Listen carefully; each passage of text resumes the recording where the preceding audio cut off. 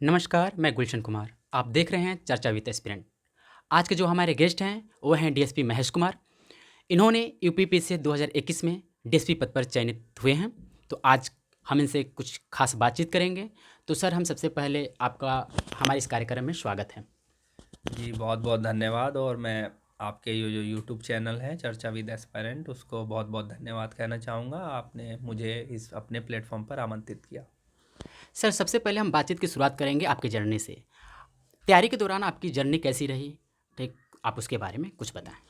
जी sir, ये मेरा उत्तर प्रदेश में चौथा अटेम्प्ट था और तीसरा मेंस था। 2019 में मेरी प्रारंभिक परीक्षा प्रारंभिक जो प्रीलिम्स एग्ज़ाम है वो क्वालिफाई नहीं हो पाया था। और 2018 और 20 में भी मैंने मेंस लिखा था। इसी क्रम में ये 2021 मेरा तीसरा मेंस था। सर, आप 3 बार इससे पहले असफल रहे हैं। तो कौन-कौन सी गलतियाँ थी जिसकी वजह से आप असफल रहे और आपने उस गलतियों को कैसे सुधारा? अगर आप इसके बारे में थोड़ा विस्तार से बताएँगे तो तैयारी करने वाले एस्पिरेंट के लिए ये लाभदायक कारगर होगा। जी सर, मुझे 2 कारण लगते हैं मेरे असफलता के लिए, जो पिछले अटेम्प्ट में नहीं हो पाया। जैसे कि 2018 में जो मेरी पहली जो प्रीलिम्स परीक्षा पास हुई थी, उसका मेंस क्वालीफाई ना होने का एक बड़ा रीज़न ये था कि मेरा जो कोचिंग था, मैंने कोचिंग करा है, तो कोचिंग नहीं कंप्लीट हो पाया था और सिलेबस भी नहीं कंप्लीट हो पाया था। इसलिए वहाँ पे मैं असफल रहा। और 2020 में जब मैंने मेंस लिखा था, तो उसमें भी मेरी गलती ये रही कि मैंने टेस्ट सीरीज़ नहीं लगाई। तो एक तो टेस्ट सीरीज और दूसरा कोचिंग नहीं कंप्लीट हो पाया था, तो ये 2 कारण लगते हैं।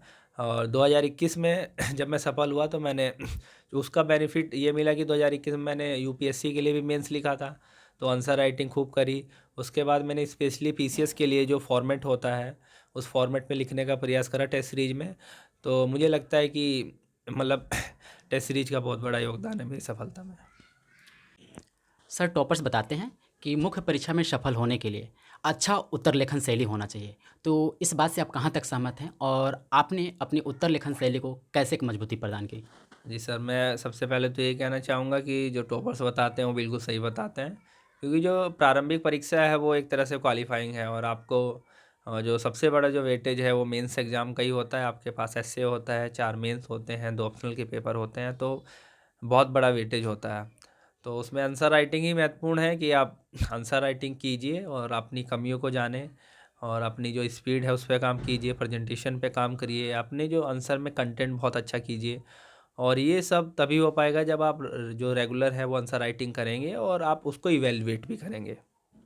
सर, आप इससे पहले टॉपर्स के बारे में क्या सोचते थे? और आज आप एक खुद एक टॉपर्स हैं, तो आपको कैसा लगता है? देखिए, टॉपर्स के बारे में मैं सोचना तो नहीं, बस ये था कि मोटिवेशन के लिए मैं वीडियो देखता था कि जब हम प्रिपरेशन कर रहे होते हैं तो काफ़ी अप्स एंड डाउन्स आते हैं, आपको कभी कभी बहुत लो फील करते हैं, जो टॉपर्स की वीडियो देख लिया करते थे। और पहले तो ये लगता था कि कुछ अलग प्रजाति के लोग होते हैं, लेकिन अब लगता है कि ऐसा कुछ नहीं है, नॉर्मल ही है। बस एक आप डेडिकेशन के साथ और सही डायरेक्शन में मेहनत करिए तो कोई भी सफलता प्राप्त कर सकता है। अगर हम इंटरव्यू की बात करें, तो इंटरव्यू की तैयारी तैयारी के साथ-साथ होती है या आपको सफल होने के बाद, मुख्य परीक्षा में सफल होने के बाद जो 2-3 महीने मिलते हैं, क्या उसमें तैयारी की जाती है? तो कौन-सा एफर्ट लगाना ठीक रहेगा? जहाँ तक मेरा मानना है कि जो इंटरव्यू की जो प्रिपरेशन होती है उसका नाम ही एक तरह से पर्सनैलिटी टेस्ट है, व्यक्तित्व का परीक्षण।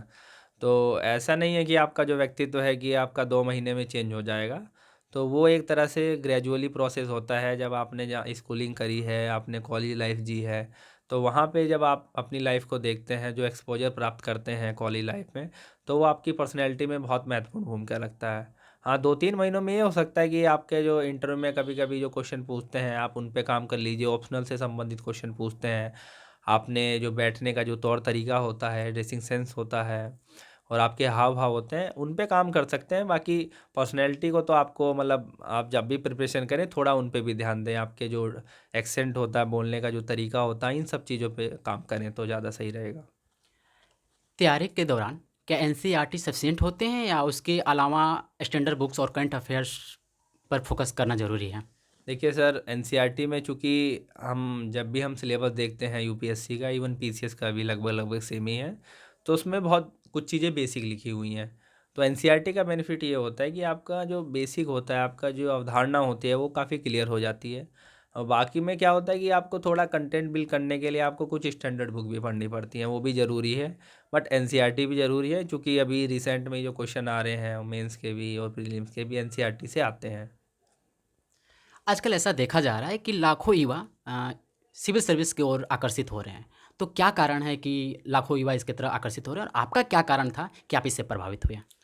हाँ, पहले तो मैं अब ये बताऊँगा, मतलब ये देखिए, मुझे लगता है कि जो लाखों युवा प्रभावित हो रहे हैं यूपीएससी की तरफ आकर्षित हो रहे हैं, तो मुझे लगता है कि एक तो सबका इंडिविजुअली मामला है। किसी के लिए सिविल सेवा का महत्व अलग हो सकता है, किसी के लिए कुछ और हो सकता है। अगर मेरा पर्सनल करें तो मतलब स्टार्टिंग में ऐसा कुछ था नहीं, चूँकि मेरी थोड़ा मतलब मुझे डिफेंस में जाना था, तो मैंने एनडी की प्रिपरेशन भी करी, सीडीएस का एग्ज़ाम भी दिया, बट नहीं हो पाया।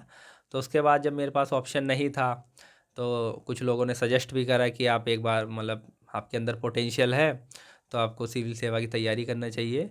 हाँ, ये है कि जब मैंने प्रिपरेशन स्टार्ट करी तो सिविल सेवा के बारे में पढ़ा, तो मुझे ये लगता है कि उसका जो आकर्षण है वो आपकी पर्सनैलिटी है, कि जब भी आप प्रशासन में जाएँगे, मतलब ऐसे मतलब सर्वेंट बनने के बाद, तो आपको मतलब डेली लाइफ में आपके ऐसी एक्टिविटियाँ रहेंगी, आपकी डेली लाइफ ऐसी रहेगी, तो आपकी जो पर्सनैलिटी में है वो काफ़ी डेवलप करेगी आपकी पर्सनैलिटी को। बस ये मुझे लगता है। देखा जाए तो बहुत सारे बच्चे सोशल नेटवर्किंग साइट का उपयोग करते हैं, तो कहाँ तक वो अहम होता है और आपके एग्ज़ाम की तैयारी में वो कहाँ तक महत्वपूर्ण है?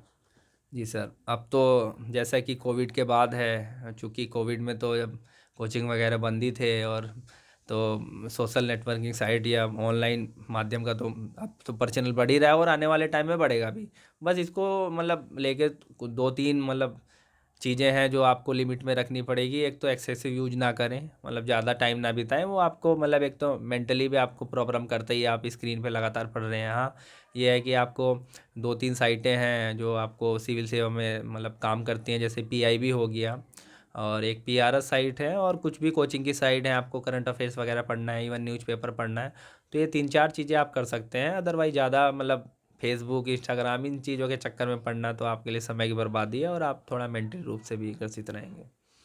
अक्सर ऐसा देखा जाता है कि तैयारी के दौरान बहुत सारे एस्पिरेंट्स मानसिक तनाव में चले जाते हैं, तो इससे निकलने के लिए क्या करें? और अगर यदि आप गए हैं, अगर आप भी मानसिक तनाव में गए थे, तो आप इससे निकलने के लिए क्या किए थे? देखिए, जब भी हम प्रिपरेशन करते हैं तो जो एक आधा फेलियर होता है, चूँकि मेरे लाइफ में फेलियर ही रहे हैं स्टार्टिंग में, तो कोई भी व्यक्ति होगा वो मतलब मेंटली डिप्रेस हो सकता है, क्योंकि थोड़ा लंबी जर्नी है।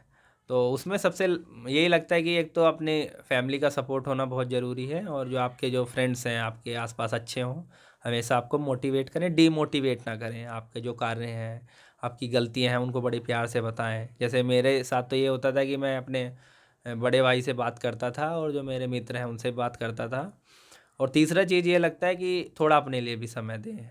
जो आपकी जो हॉबियाँ हैं, आपको क्रिकेट खेलना पसंद है, किताबें पढ़ना पसंद है, लिखना पसंद है, वो 3-4 चीज़ें करिए आप, जो भी आपका मन करे। उससे क्या रहेगा कि आपका जो शेड्यूल है वो आप मैनेज रहेगा कि आपको क्या करना है।